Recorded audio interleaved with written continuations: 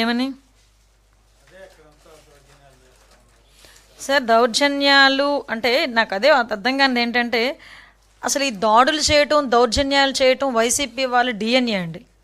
YCP వాళ్ళ డిఎన్ఏలో అది ఉంది. దాడి, దౌర్జన్యం, వినాశనం, అవినీతి ఇదంతా వైసీపీ డిఎన్ఏలో ఉంది. నేను దాని గురించి మాట్లాడలే. ఈరోజు ఒకటి ఆలోచించండి, ఈ దాడులు జరుగుతున్నాయి, ఇవి జరుగుతున్నాయి, అవి జరుగుతున్నాయి అని చెప్పేదానికి ఎలక్షన్ కమిషన్ కూడా చూస్తుంది. ఎలక్షన్ కమిషన్కి ప్రతి ఒక్కటి తెలుసు. మీరు ఎవరి మీదైనా కంప్లైంట్ పెడితే కంప్లైంట్ మేము తీసుకుంటున్నాం, కంప్లైంట్ మీద మేము కేసు ఫైల్ చేస్తున్నాం. అన్నీ కూడా క్లియర్గా జరుగుతున్నాయి. జరుగుతున్నా కూడా అక్కడ అంటే నాకు అర్థమైంది ఏంటంటే పులివెందుల్లో ఒక ఓటమి భయం అనేది వైఎస్ఆర్సీపీకి పట్టుకుంది. సో దాన్ని బేస్ చేసుకుని బయటికి ఏదో జరిగిపోతుంది అక్కడ అన్నది చేస్తున్నారు. మీరు అబ్జర్వ్ చేశారో లేదో, ఆయన 11 సీట్లు పడిపోయిన వెంటనే ఏమైనా ఈవీఎంలు తప్పన్నాడు. అంటే ఏదో రకంగా ఎవరో ఒకరి మీద నెపం నెట్టాలి. సో ఈరోజు మేమున్నాం కాబట్టి, కూటమి ప్రభుత్వం ఉంది కాబట్టి కూటమి ప్రభుత్వం మీద నెపం నెట్టున్నారు. ఇవనేయండి.